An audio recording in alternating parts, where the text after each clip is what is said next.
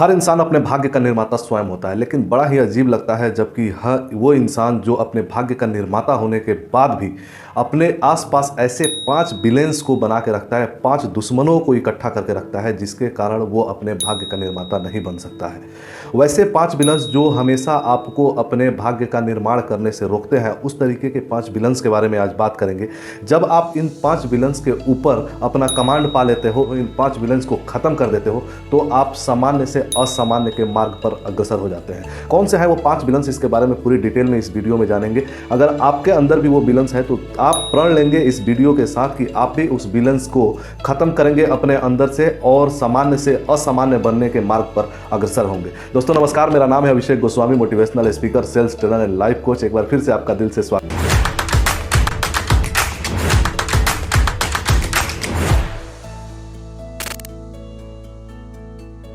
करता हूं। तो सबसे पहला और सबसे घातक विलन्स में से एक है TV and media. TV and media इतना घातक रोल प्ले करता है आपके और हमारे लाइफ में कि हम और आप इतने नकारात्मक होते चले जाते हैं, हमें पता भी नहीं चलता कि हमारे अंदर किन चीज़ों को भरा जा रहा है, और हम और आप बड़े ही आसानी से हंसते हंसते उन सारी चीज़ों को देखते हैं जो हमारे सामने परोसा जाता है, बिना किसी जांच परख के कि क्या ये सही है या गलत भी है। साथियों, ऐसे ऐसे न्यूज़ आपको टीवी और मीडिया में मिल जाते हैं जहाँ से कि आप उस चीज़ पर बिलीव करने लग जाते हो, आपका बिलीव सिस्टम स्ट्रांग होने लगता है कि नहीं, यही चीजें तो हकीकत है, उसके बियॉन्ड आप देखते ही नहीं हो। आजकल तो ऐसे ऐसे न्यूज चल रहे हैं जिससे कि दो देशों के बीच में कुछ इस तरीके की भयानक स्थिति को दिखाओ जिससे कि हमारा टीआरपी ऊपर बढ़े, कुछ इस तरीके का ट्विस्ट डालो जिससे कि हमारे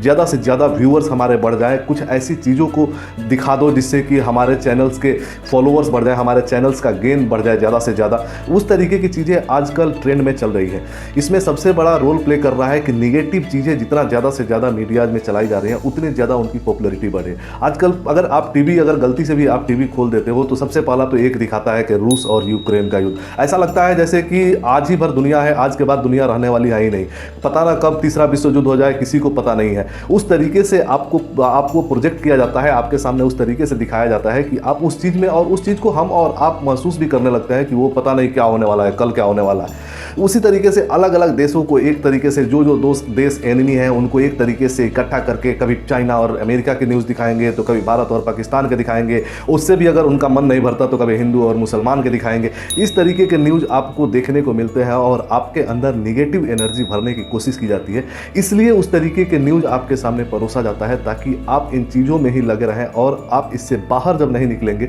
तो फिर आप अपने फ्यूचर और आप अपने लक्ष्य के बारे में सोच नहीं पाएंगे। दोस्तों, दूसरा जो सबसे बड़ा एनिमी है वो है हमारा सोशल मीडिया। सोशल मीडिया यूँ कहे कि अगर मैं कहूँ तो आप हो सकता है कि मेरा वीडियो छोड़ के अभी ना चले जाए, लेकिन मैं वादा करता हूं कि आप जब इसको अंत तक देखेंगे, आप अंत तक सुनेंगे, तो आपको रियलाइज होगा कि सोशल मीडिया क्यों आपके लिए इतना घातक रोल प्ले करता है। सोशल मीडिया इतना घातक है कि आपको पता ही नहीं चलता है कि आप कब 10 मिनट से 1 घंटे तक का टाइम अपना किल कर दिए, और आप अपना उस टाइम को किल करने के बाद अफसोस करने लगते हैं, अरे मुझे ये चीज़ नहीं देखना चाहिए था। आजकल तो इतने छोटे छोटे रील्स बनने लगे हैं, इतने छोटे छोटे वीडियोज आने लगे हैं कि जिसपे कि आप स्क्रॉल करते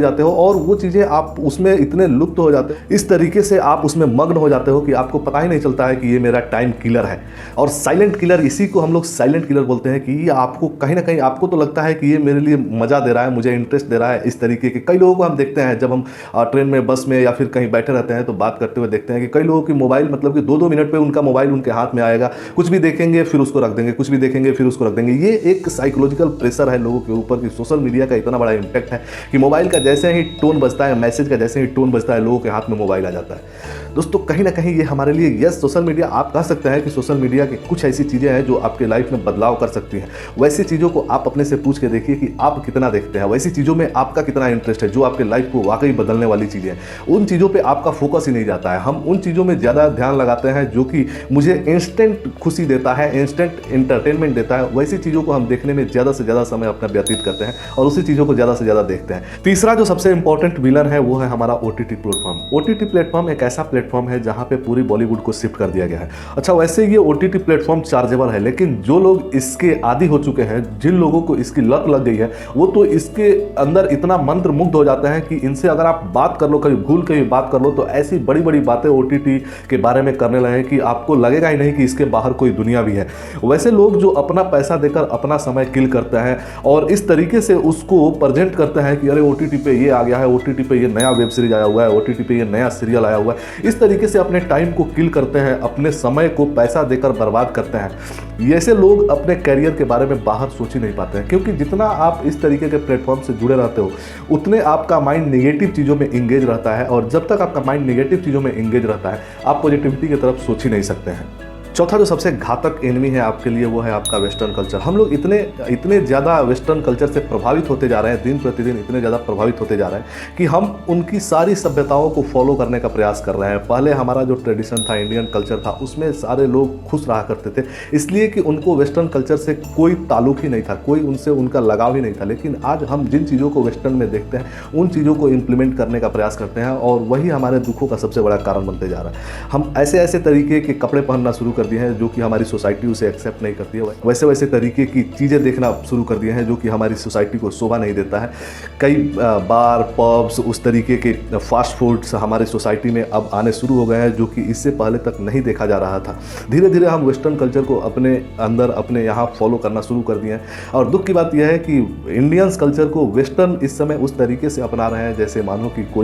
कोई फूल का हार हो और उसको अपने हाथों में उठा रहे हैं। वैसा कल्चर है अपना इंडियन कल्चर, लेकिन इसको भी लोग इस तरीके से डिनाई कर रहे हैं, इस तरीके से इसको इनकार करते जा रहे हैं जिससे कि